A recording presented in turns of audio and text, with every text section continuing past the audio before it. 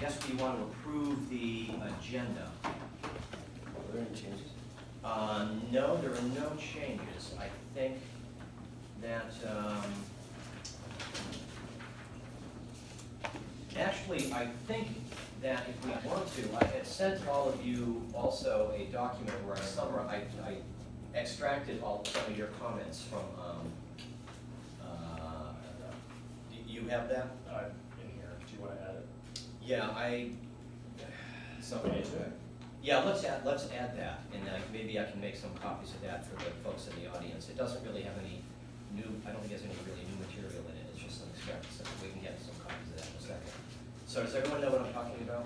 That document I sent out where I extracted sentences from your opinions and then put the next KSV's recommendations. Right. So that document, can I hear a motion to add that to the agenda? Second. Raj seconds, all in favor? Aye. Aye. Opposed? Okay, and I'll try to get a copy of that. Did you get those, George? I'm sorry, the thing that I sent out, Yep, I have copies. can you, oh, okay, great, that'd be great, yeah, thanks. Okay, so now we've amended the agenda, and so we are on to public to be heard. Okay, Thank you so much. and so, members of the public, comments, questions? Nope. Yes, Oh, good. I have a question. Yes. On the first one of these meetings, and I don't know who's who. Could you each say who you are, who you represent? So happy to do that. First, I need your name. My name is Ken Signorella. I live in Essex. Signorella, Signorello. okay. And we'll be happy to do that, and we'll start with Ann. My name is Ann Janda. I'm staff member. I'm the project manager. I'm Dave Treston. I'm with KSV, the firm that's facilitating the research. This is Evan Teach. He is our municipal manager.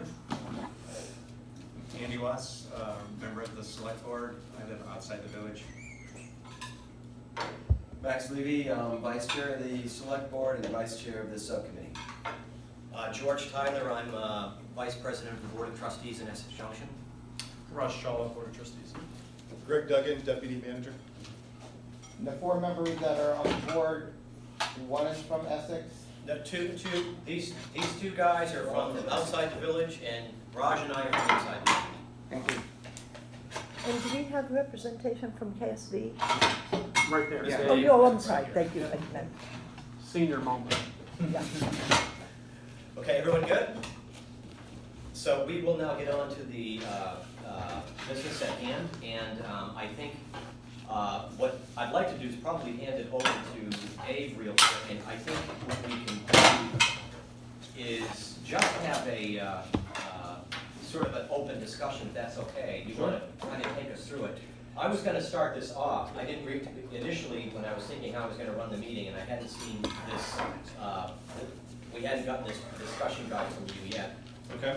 And I was going to ask you, can you please explain to us what happens at focus groups? How do you envision it? How long are they? How many questions or topics do you want to talk about? But here it is. So Yeah. if you want to take us through it, maybe that would be great, and then we can maybe get back into it and comment. Okay. Does that sound good? Sure. Yeah.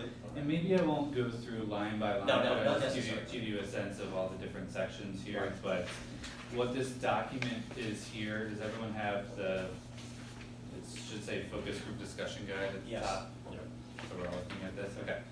So what a discussion guide is, it kind of explains itself. It is the list of questions that we use going into a focus group that guide the discussion that we're about to have.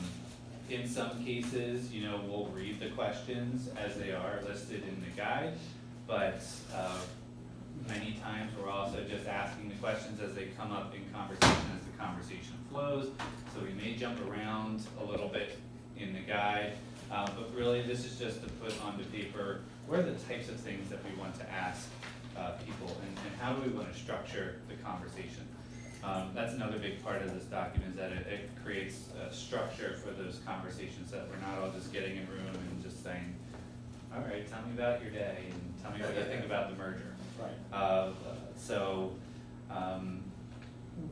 have these sessions planned to be 90 minutes in length. We designed this discussion guide to fit into that time, so we break off different sections. You know, we say 5 minutes for this, 5 minutes to talk about this, 20 minutes to talk about this. We're not gonna sit there with a timer and then once we hit 20 minutes, we move on to the next one, but we will be taking a look at the watch just to make sure that we are covering the ground that we need to cover, that we are moving the discussion along. So as we get into this document, we take a look at the objectives of the focus groups. Really, the point of these discussions is to gather feedback on proposed options for a potential merger. In addition to talking about status quo, what happens if things stay the same. To determine what are the pros and cons of each approach, the benefits, the drawbacks. Are there any recommended improvements that people may have? Is there something that we didn't think about, or that you all didn't think about that maybe we all should be? Understanding if there's any significant changes to those proposed options that would necessitate, hey, maybe we should rethink this when we put this in a survey that will go out to the public in September. And really that's kind of part 2 in our process, where part 1 was let's just solicit some general feedback on the idea of a proposed merger. Here we're putting a little bit more context and some options in front of people, just to get some open-ended thoughts. And then the third part of the process is, okay, let's put what we think are 1, 2, 3, however many options in front of people in a survey and get the opinions of the larger public. We have some notes on how we want to set up the room, probably very similar to how this room is set up, where I will be the moderator, so I'm going to be the one facilitating the conversation, probably sitting in a somewhat central location, maybe where Andy's sitting, or maybe on this side over here so I can see people, so everyone's kind of facing inward. We're having a conversation. It's not set up like a classroom, it's not a lecture. It's group conversation, that's just what the idea is. We'll probably have placards in front of people that have their name, just first names only. You know, we'll keep it pretty informal, and that's just so I can call on people and say, Greg, you know, tell me about this. Raj, tell me about this. When we transcribe the output of the conversation, we'll scrub the names just so, you know, we're maintaining a level of anonymity. So that's one thing that we're planning to do. We're also going to have printouts for people so that they can review options, if we need to have education on how things are run now, just so everyone's operating off the same information. That was kind of one of our takeaways in the first survey. We'll have printouts there with information that people can evaluate, sit and read, and then we'll talk about it. Any questions so far on how we plan to set this up? Okay. So then the rest of the document outlines how we're going to facilitate the conversation, what are the types of questions we're going to be asking, what are the things that we're going to probe on. And this is put together with an assumption of this is how we think the conversations are going to go. There may be follow-up questions that we may have based on certain responses. There may be other things that come to light. Maybe we hear something in the first 2 groups that necessitates, hey, maybe we should probe on that in the 3rd, 4th, 5th, and 6th group. So this is somewhat of a living document, is how I would classify it. But the first part of the conversation is always going to be introductions. Me introducing myself to the participants as a representative from KSB. We are facilitating research. We're in Burlington, none of us live in Essex, so we're an objective third party to this. We're here to listen, we're here to ask questions, here to moderate the discussion.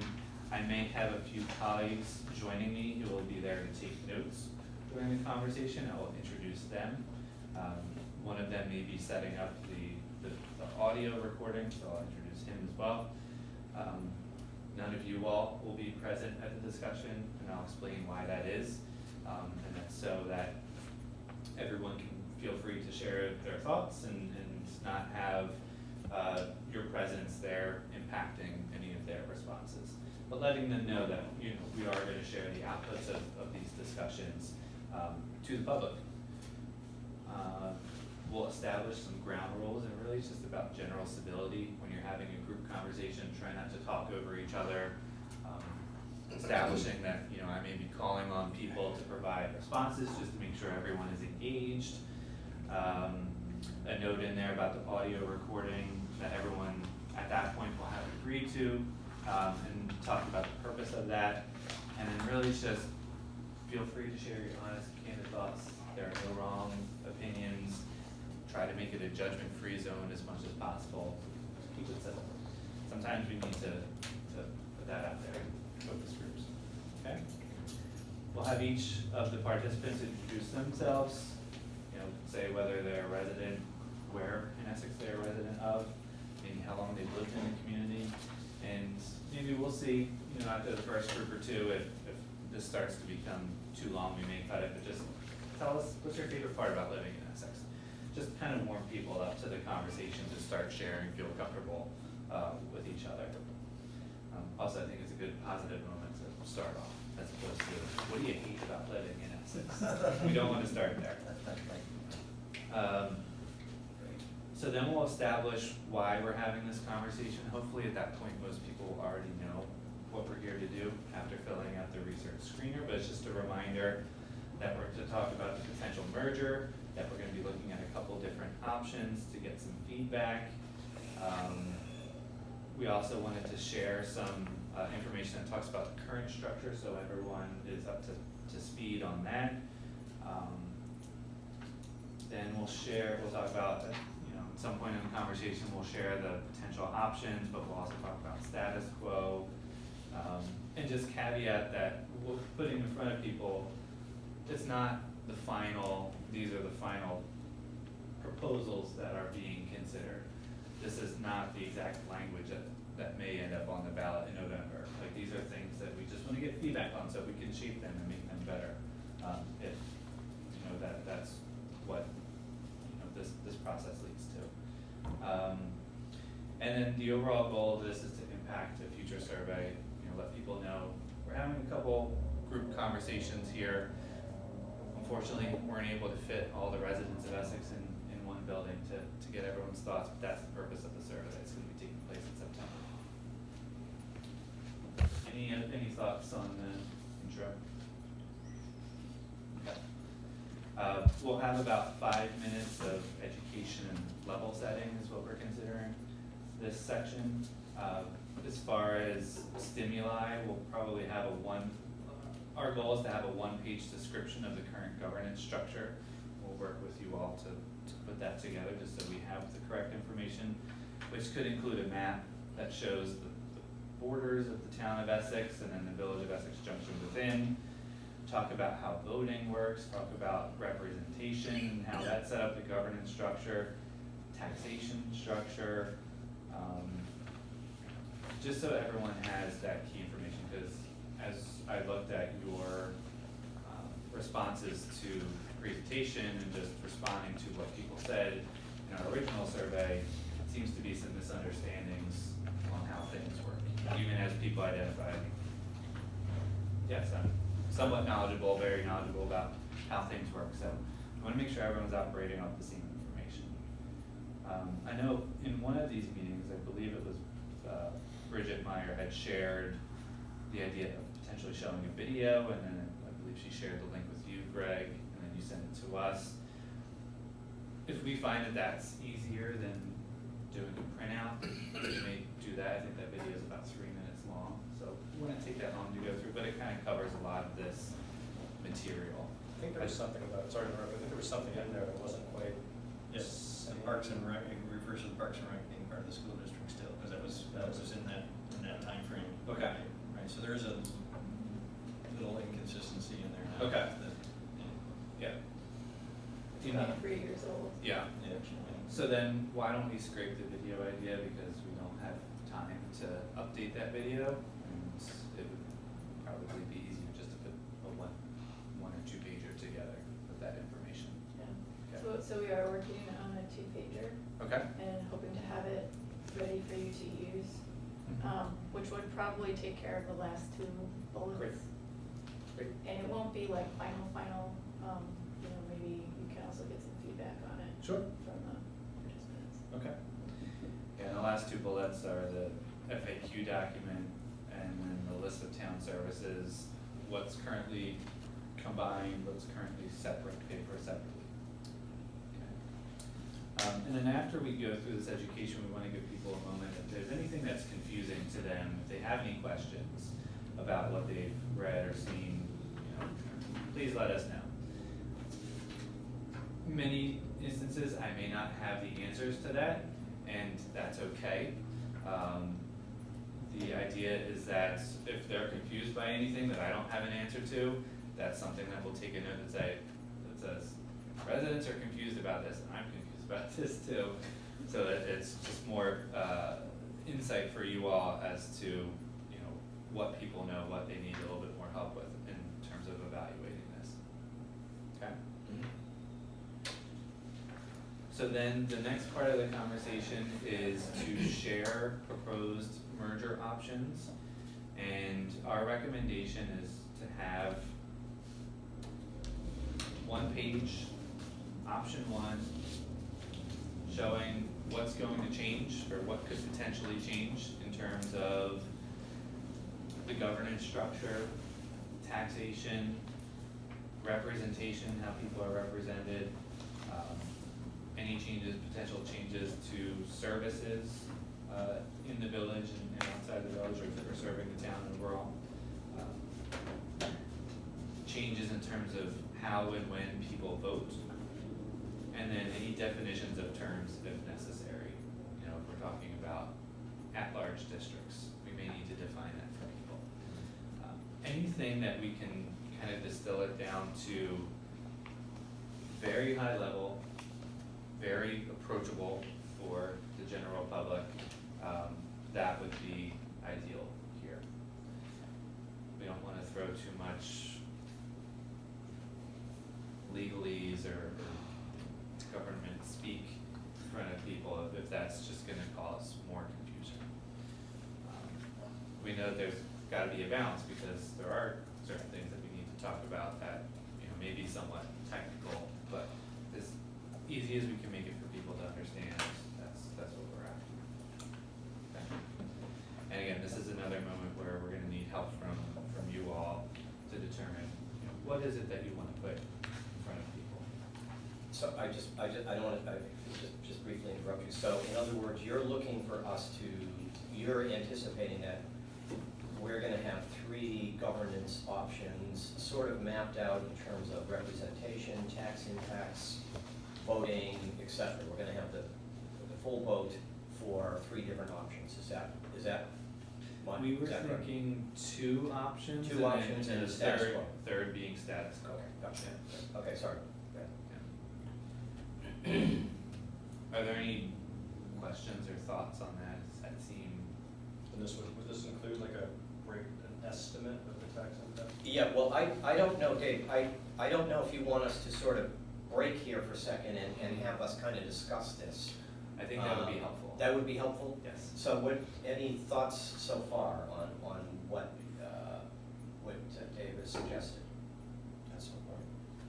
But, yeah, what level of details do we have ready to Right. go? Right, that's the question I have, and I mean, I'm gonna go a little bit further and say, I look at the survey results, and what's jumping off the page at me in a great big flashing neon sign is taxes. It's all about the taxes. And I don't see a great deal of discussion in here about concern about governance, voting, governance structure, representation. I'm not saying those things aren't important, but when you ask people open-ended question, what's important to you, they said overwhelmingly taxes. And number 2 was economic development, which I'm reading as taxes. So, I mean, I would only say that when we're presenting the governance options, we really need to make sure we flesh out tax impacts. Okay. And you give ample time to discuss that. I think that's up to us, staff and subcommittee, to make sure that we have all that information for you. But I mean, that seems to me to be foremost in everyone's mind, and I don't know if that's what's gonna happen on the focus groups, but Sure. your thoughts on that? Okay. Yes, so I agree, and especially after looking at the comments that you all provided on the research, your takeaways, there's a lot of discussion in here around taxes and the impacts of that, and we have in here as a bullet overview of tax structure and potential impacts. We can specify in here, Okay. you know, impacts in terms of what's gonna change for residents in either part of Essex. We can build out some specific probes around taxation. I know we have just general, you know, what are your first impressions? How do you imagine that your life as an Essex resident would be directly impacted? We imagine that taxation will probably come out in those moments, but we will make sure that we have some specific probes around taxation. I know there's a question of, you know, if there is going to be a tax impact, are you more amenable to this idea if the tax impact is gonna occur over a series of years as opposed to an immediate, you know, we're changing everything. And we have that here later on, you know, after we discuss all the options, we talk about, you know, timing of everything. Right. Were there specific questions that you had about taxation that maybe haven't been captured here currently in this guide? Just one quick thought that's sort of around the subject is that I just wanna make sure there's a way to kind of break down the majority of the taxes we pay here for a district we're not talking about, or for schools. So, that seems obvious, but I just wanna make sure there's some sort of delineation in everything we present that says, this portion, which is a huge portion, we're not talking about. That, we're not discussing that, we're discussing these services and this portion of your, because I think there's the feeling that people will get to the very large dollar figure and figure that the overall number is gonna be impacted. Yeah. And I'm not minimizing the impact, I'm just saying that, we're talking about a much smaller portion of the overall tax. Yeah, I think that's a good point, yeah. If the paperwork throughout can just, you know, have, I don't know how we do. Well, we talk about the structure,